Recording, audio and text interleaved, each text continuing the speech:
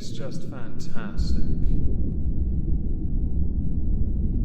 Captain's log. Subdate 220517.8. Rarely do we ever manage to pounce on a topic that can be considered hot. Today's video is the nearest we ever get to such a vaunted level. As one perp though is dead, I'm going to have to requisition a regeneration pod. This could get bureaucratic fast. Welcome everyone to the Halls of Injustice. Today we welcome two inmates to the ISO cubes, one of whom is being regenerated as we speak. They are not married, but they do share the same last name. They are Casey White and Vicky White. They are going to be here for quite some time. Casey himself was already in the ISO cubes, not within this series, for a capital murder charge, along with other charges, all of which are remarkably violent. So what I'm going to do today is tell you who they are, go through a bit about their past, and then provide you a timeline of events that brought them here, where there is zero chance of escaping. Before we do that though, I'm going to apologize for this avatar in advance. There's building work happening around here and I am running out of time to edit this video. Fingers crossed for next week though, right?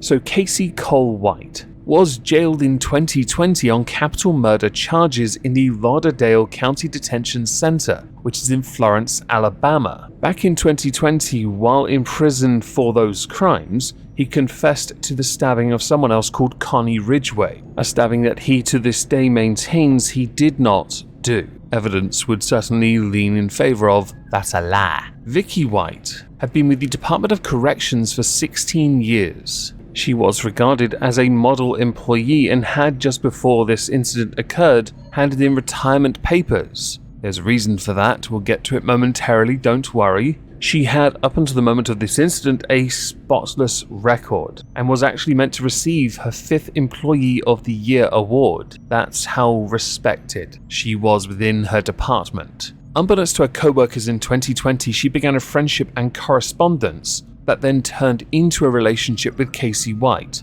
who, by the way, his total sentence is 75 years. Because he had gone on a crime spree where he shot one woman, tried to murder his ex-girlfriend, killed the dog, and held several victims at gunpoint. So yes, this was in fact a relationship match made in heaven. Did I need a sarcasm sign for that comment? The actions of Casey White and Vicky White led to an 11-day manhunt. And so now would be a good time to go through the timeline of events that led up to and include their crime. On the 18th of April, Vicky White sold her Lexington home, with public records revealing she sold the property for $95,000, which was below market value. After the sale, she had started to live with her mother. On the 28th of April, 10 days later, Vicky submits retirement paperwork to officials at Lauderdale County Jail. According to the County Sheriff Rick Singleton, she had been discussing her retirement for many months and talked about going to the beach. Before the crime took place, so in a week ahead of this, Vicky purchased men's clothing at a store and visited a sex shop,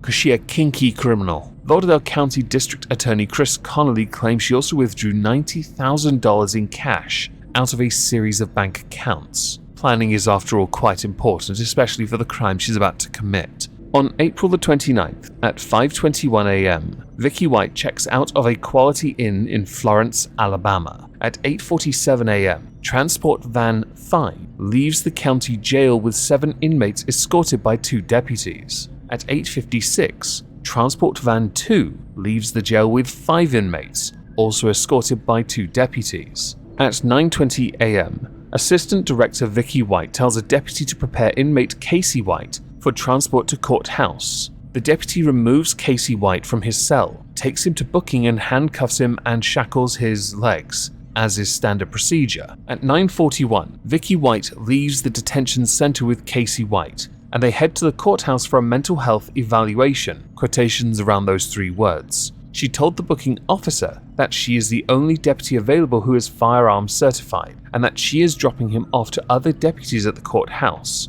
Because of the position she held, that was respected. Vicky says she's then going to Med Plus for a personal appointment. At 9:49 a.m., surveillance video shows Vicky's police cruiser parked at the nearby Florence Square shopping center parking lot 8 minutes after leaving the jail. There was not enough time for them to even attempt to try to come to the courthouse which has been confirmed by Sheriff Rick Singleton. At 11:34 a.m., a Florence Police Department officer spots her cruiser, but naturally thinks nothing of it. At 3:30 p.m., the booking officer from back at the prison reports to administration that they've been trying to contact Vicky White to check on her, and that her phone is going directly to voicemail. The officer also confirms that Casey White was not returned to the detention center with other inmates. At approximately 11 p.m., College Grove, Tennessee resident Jackie Adams finds Vicky's SUV with tinted windows and no tags abandoned by her home. She then reports the vehicle to the Williamson County Sheriff's officer, which had it towed. There is a 6-hour gap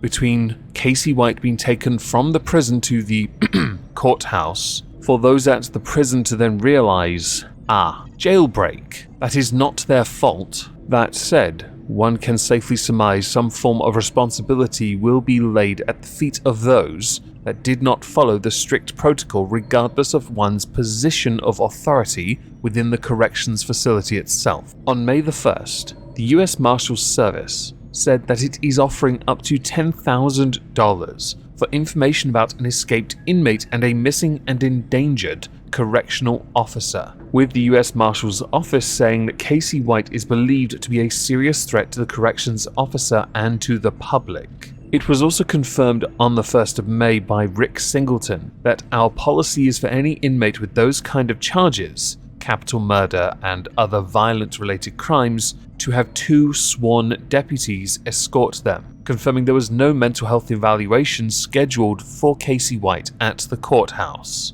With essentially a 6-hour head start, one does have to wonder what vehicle or mode of transport they had taken, along with adjustments made to their visual representation that would help them best evade capture for as long as possible. On the 3rd of May, US Marshals issued a warrant for Vicky White, charging her with permitting or facilitating escape in the 1st degree in connection with capital murder. And if ever there was a point of not going back, that was it. On the 4th of May, Vicky White and Casey White were seen driving around Florence in a police cruiser on gas station surveillance. The whole point of a prison break is to try and avoid detection, isn't it? A police cruiser is hardly known for subtlety. Authorities say that the Assistant Director for Corrections Vicky White and inmate Casey White had a special relationship that extended out of the officer's normal work hours and included special privileges for the inmate.